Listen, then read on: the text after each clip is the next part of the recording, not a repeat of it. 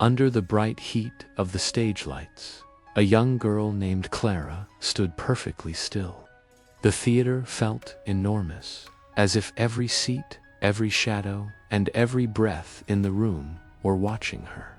Her heart pounded so loudly she was sure the audience could hear it. Her palms were slick with sweat, and her legs trembled beneath her costume. She had waited years for this moment, imagined it countless times. Yet now that it had arrived, her body refused to listen to her dreams. The music began softly, the opening notes floating through the air like an invitation. Clara knew the choreography by heart. She had practiced these steps until they lived in her muscles. Still, she could not move. Fear wrapped itself around her ankles and held her in place. In her mind, a chorus of doubts rose above the melody, drowning it out completely. What if she fell? What if she forgot everything? What if everyone laughed at her? The questions came faster and louder, until the only thing she could do was turn and run. She fled the stage with tears blurring her vision, leaving behind silence where applause should have been.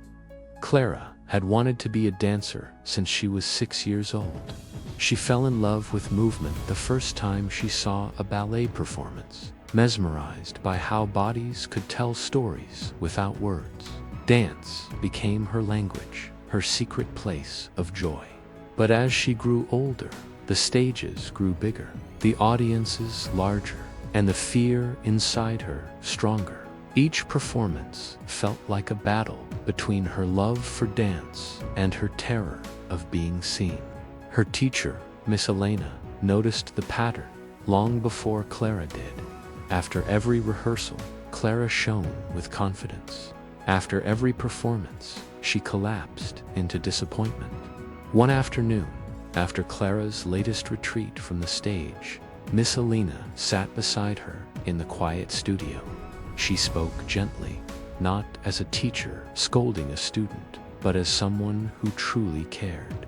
She told Clara that talent was not the problem, trust was. Clara shook her head through tears and admitted what she had never said out loud before. Fear, she said, was stronger than her will. Fear always won. Miss Elena listened patiently, then smiled in a way that surprised Clara. Instead of offering another pep talk, she gave a strange piece of advice. She told Clara not to fight her fear at all. Instead, she suggested Clara should dance with it. The words confused her. How could anyone dance with something that made her freeze, something that humiliated her again and again? Fear felt like an enemy, not a partner. Clara left the studio that day carrying more questions than answers. That night, she sat alone in her bedroom, the house quiet around her. She stood in front of the mirror, still wearing the disappointment of the day.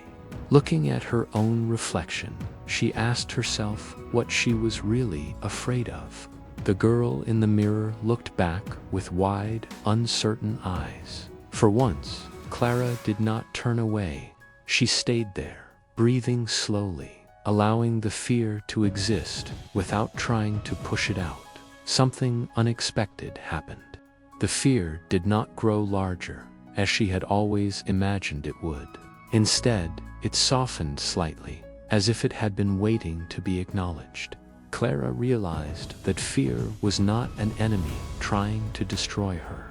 It was a signal, a response to something that mattered deeply.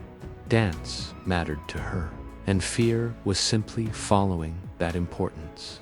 From that night on, Clara began to practice differently. She went to the studio early in the mornings, when it was empty and quiet. With no one watching, she let fear come and go as it pleased. Every time it appeared, she spoke to it softly, inviting it to stay rather than demanding it leave. Her movements were awkward at first, uncertain and tense, but she kept going. She matched her steps to her heartbeat, her turns to her breath. Slowly, fear stopped interrupting her rhythm and began to move within it. Weeks passed, and then months. Clara still felt afraid, but the feeling no longer controlled her. She learned that fear could sharpen her focus instead of stealing it. When her legs shook, she grounded herself in the floor. When her heart raced, she used that energy to leap higher. Fear became part of the dance, not an obstacle to it. The day of the next big recital arrived sooner than she expected. Standing backstage, Clara felt the familiar tightness in her chest. Fear was there, just as it had always been, whispering doubts and warnings. This time, though, she smiled. She no longer wished it away. She welcomed it like an old companion. As she stepped onto the stage, she felt nervous, but she also felt ready. The music began again, filling the theater with sound. Clara moved, not with perfection, but with honesty and strength.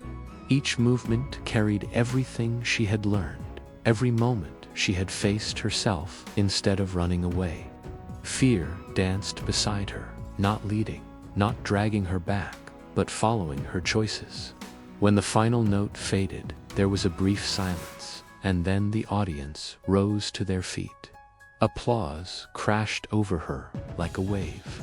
Backstage, Miss Elena embraced her, pride shining in her eyes. She reminded Clara that courage was never about eliminating fear. It was about learning to move with it, to let it become part of the music instead of the noise. Clara finally understood. She had not defeated fear. She had transformed her relationship with it.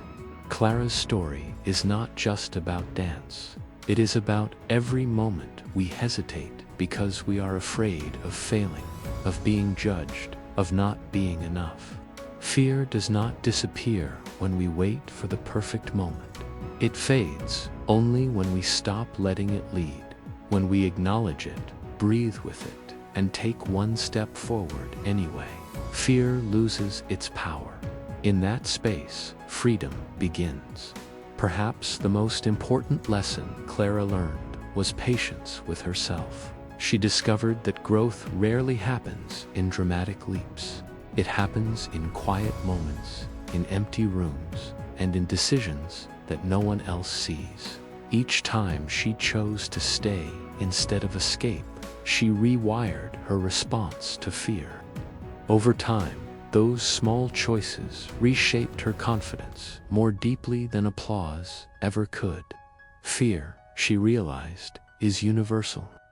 It visits beginners and experts alike, whispering the same doubts in different voices. The difference is not who feels it, but who listens without obeying. Clara learned to pause when fear spoke, to thank it for trying to protect her, and then to move anyway. That pause became her power. As she continued dancing, Clara noticed that audiences responded not to flawless technique, but to authenticity. They felt the truth in her movement, the vulnerability beneath her strength. By allowing fear to exist, she had given herself permission to be real. And in that honesty, she connected more deeply with others. If you take anything from Clara's journey, let it be this: you do not need to be fearless to begin.